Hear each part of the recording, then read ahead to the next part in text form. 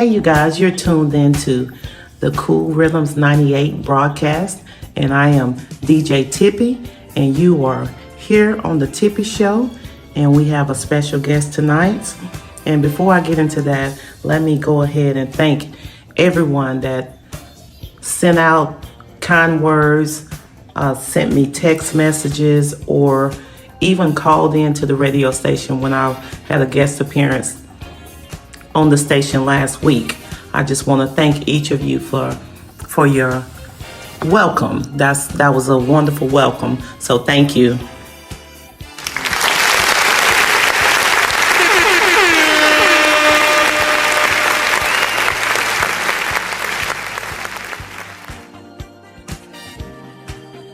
And as well, I wanted to also thank some of our sponsors.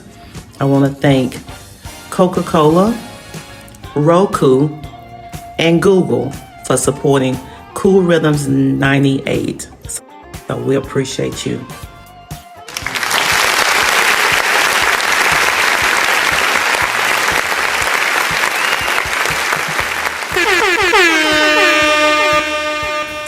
And today we have a special guest on the Tippy Show, and we have Miss Alazha Rutledge. She's going to be sitting in with me today, and we're going to be talking about a number of things. Just to give you a little bit of background on Miss Rutledge before I put her on the air, she is a youth mentor, a transformational speaker, and we'll let her go into detail about what that means. And she's a mental health and wellness coach. And she has a lot to share. Her story has been shared on many platforms, and I'm excited to have her here today. Alazha, thank you for being here on the Tippy Show. Thank you, Queen. And it's exciting to have her here. As you can tell, you guys, I always tell her she has the most comforting voice that I've ever heard. She's always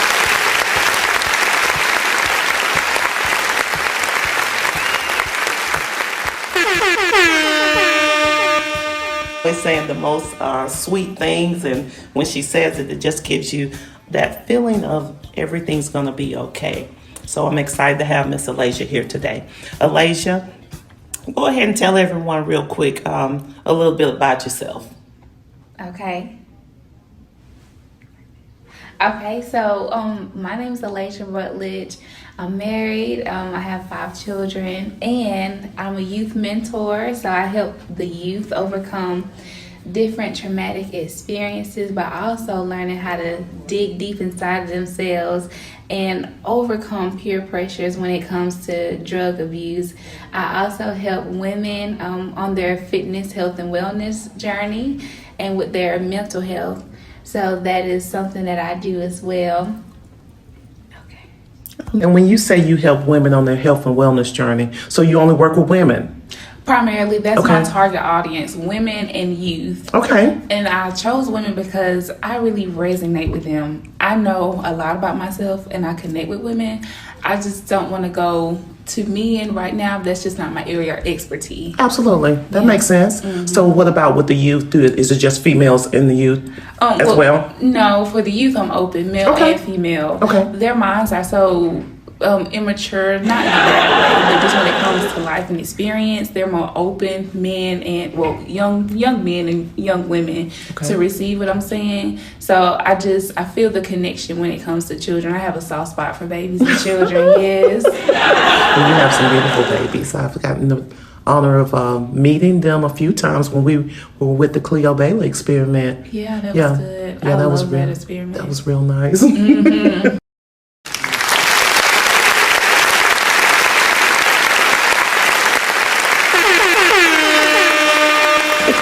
So when you work with the youth, is there a cap off age? What age do you start with, and what age do you kind of say, this is just my spot? Yeah, so it's from the ages of 9 to 18. Okay, all right. So right there, and then from then would, in my eyes, would transition on into helping the adult women. Okay. Gotcha. Like 19 and up. 19 and up, mm-hmm. Okay. So what do you see as the biggest challenge with that age group?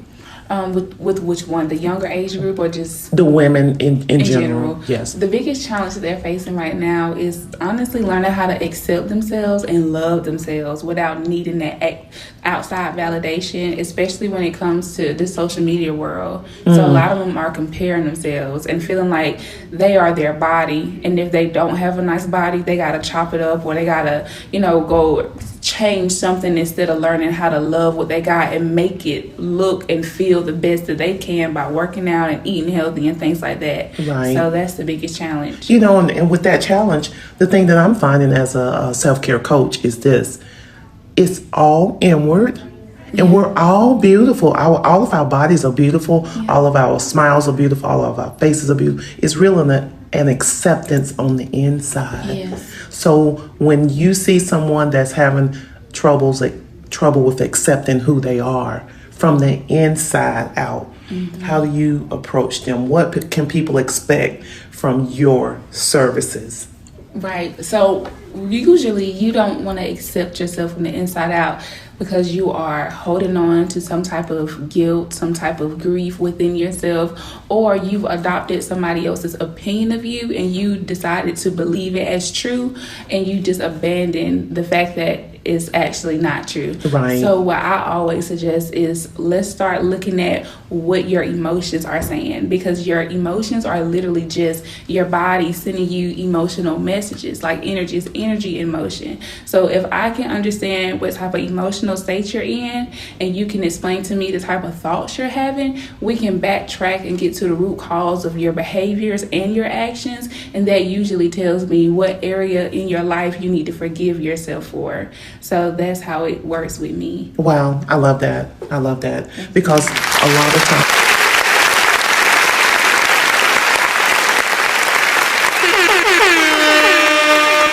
times that is exactly where you can see how to help somebody over that threshold. Right. Is when they go back to that spot where it actually became a problem. Right. And it may have been in childhood. It may have been as they got older and then into a relationship that maybe didn't work out. You start to judge yourself based on that season that you were in.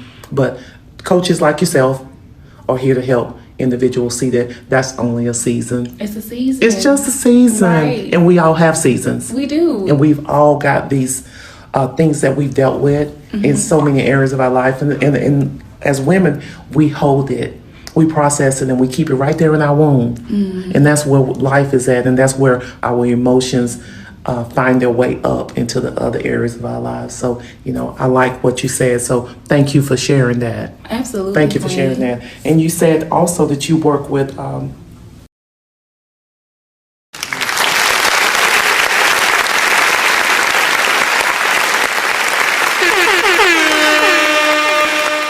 people that have been in addiction situation. Yes. Okay. Tell us a little bit about that. Right. Some children don't have direct access to, I'm not going to say access. Some children haven't directly been affected by drug abuse. However, their parents or grandparents or cousins, anybody around them in an environment could have possibly. And if that is the case, there still is how do I say this?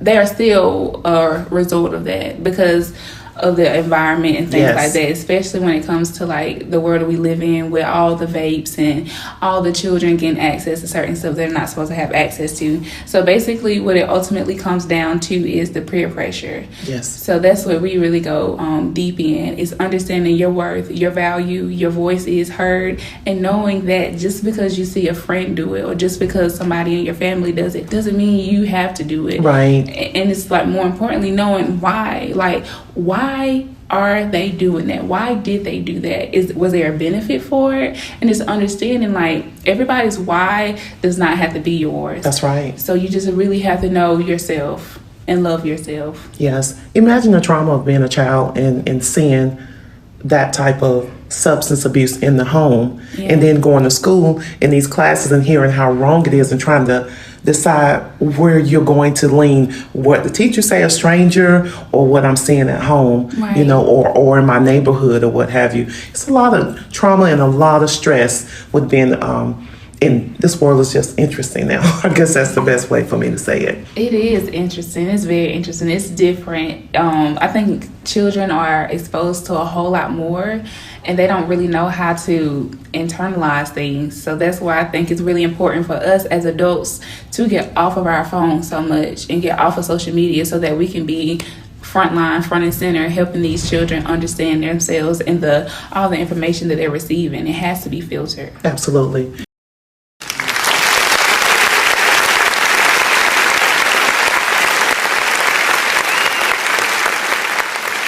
And it's funny you say that. I often say that, we say that the babies, they'll pick up the phone. And how do they know how to use that phone? How do they know how to scroll on their phones?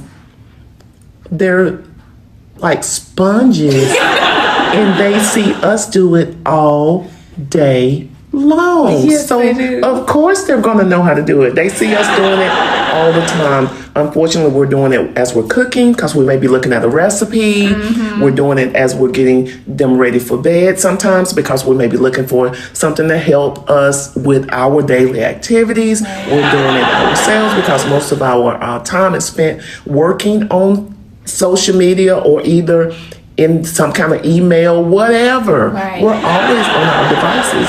That's true. So, for them, it's second nature. So it's just interesting. And I like what you said. We need to find time to not be attached. And I've started doing this. And in 2024, it's going to be my goal to do it even more. Yes. Get off that phone. Mm-hmm. Put that phone up. Okay. Don't even see that phone. Get back to where when you get home, the phone, put it up. Right.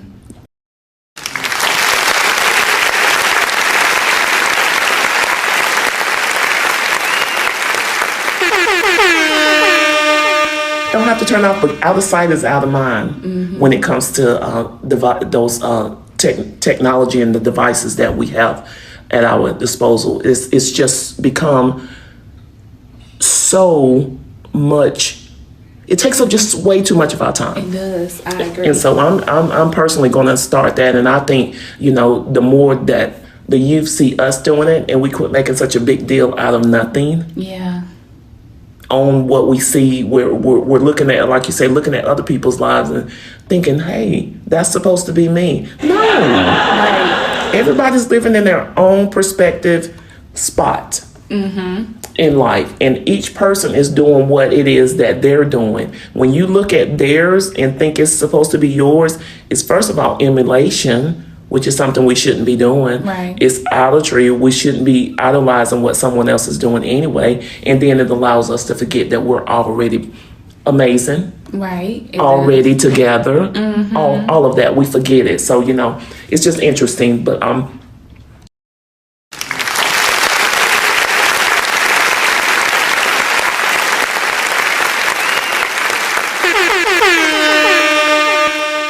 I get passionate about those kind of topics. Right. Yes, I mean it's really changed a lot in the world today. Yes, it has. So when you think about the world today compared to when you were a teenager, okay, what are some of the changes that you've noticed that made you say, "Oh, I may have had it easier"? Yeah. Than when you thought it was hard. Right. You are so. This is right because I'm reflective. I reflect every night. And a lot of times when I'm listening to meditation music at night, I may sit and just allow my mind to just go wherever it needs to be. I don't stop it and I don't judge it. I just let it go. So one thing that I did realize is in my moments when I feel overwhelmed today, I like to go back and I like to think about times in my childhood when I wish and couldn't wait until I turned 25. I mean, I just couldn't wait. You couldn't tell me nothing. And now I'm here. And so just recently I did this exact same thing. I went back and I thought about how simple life was back then because I didn't have as many responsibilities. But not only that, the responsibilities that I did have, I always had other people around me to try to keep me on track, whether it was the teacher at school, the principal, my granny, my papa. I mean, there are people who would physically and literally put consequences on me if I didn't stay on the path that I was supposed to be on for myself. Awesome.